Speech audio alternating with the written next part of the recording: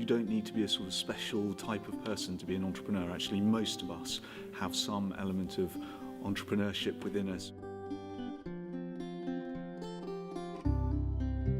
Basically, you get people together, and it's amazing what happens when you get people together in one room and get them talking to each other and thinking about things, and you can just feel the buzz.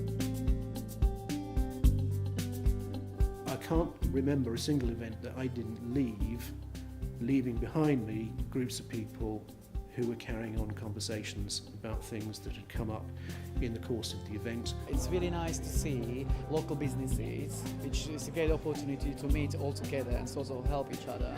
It then brings us all together. We then talk. We are doing now. We are discussing. Brilliant, yes, to start getting businesses talking to each other and learning. All day today at the different events, it's just been amazing to just see that kind of spark that happens when people get together and start talking about what they're doing, and then they think, oh, actually we could do that together, and this happens and this happens. And it's really, really inspiring, and that's why it's really important. I really loved how people wouldn't leave the room, which was logistically sometimes challenging. I think one of the great things about Discuss and Do is it actually covers a really broad spectrum of stages of development of business and different business ideas. I am going to tell everyone how to make $1 million before lunch. So today's talk was about creating your business. We're going to talk about how to fund early stage businesses, particularly using business angel funding. My talk is called Getting to the Top of Google. How do I start? How do I get an idea? What should my company look like? How do I market myself? I mean, it really is the kind of fundamentals of building a business from scratch. Basically what we've been doing is we've been starting off with the idea and getting people to think about the business model at the same time as the idea. So everyone's really excited about the idea. But what's crucial is to work out who's got your cash in their pocket and how you're going to get it out of their pocket and into your pocket. We ran a workshop for people who were starting a business or who had just started. It was an amazing atmosphere because you've got all these people with ideas.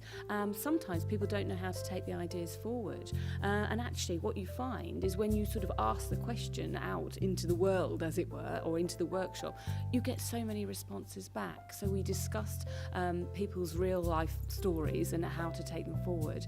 And it is that helping and sharing that makes all the difference.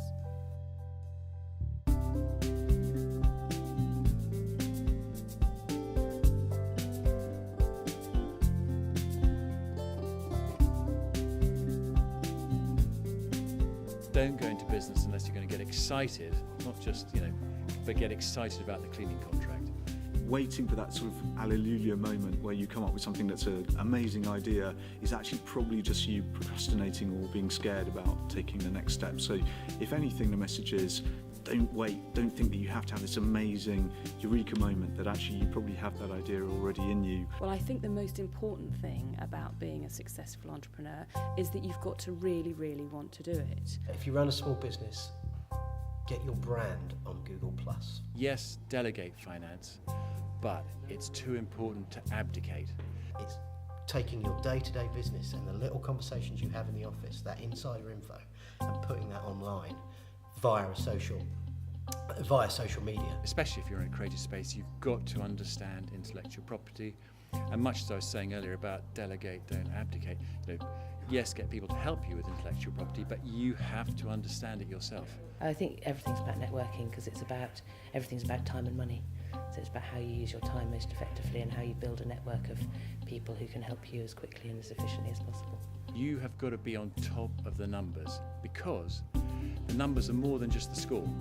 They will actually help you with your business model.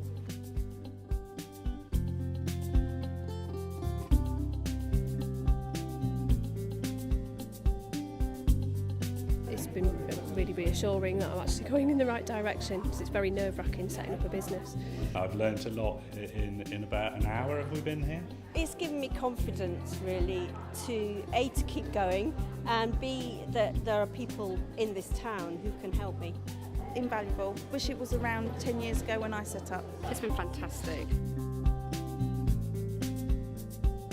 I think one of the things that I was looking forward to do was to raise the status of Frome and make people perhaps from Bristol, Bath and other surrounding areas aware of just the rich tapestry that we have in this town and what this town can offer. There really is a regional pride in the Southwest, and it's so fantastic to be a part of. I just came here one day and thought it was an amazing town that had lots of really interesting things going on, and it just had a sort of vibe. There are great entrepreneurs in the countryside just as much as in small towns, just as much as in the cities.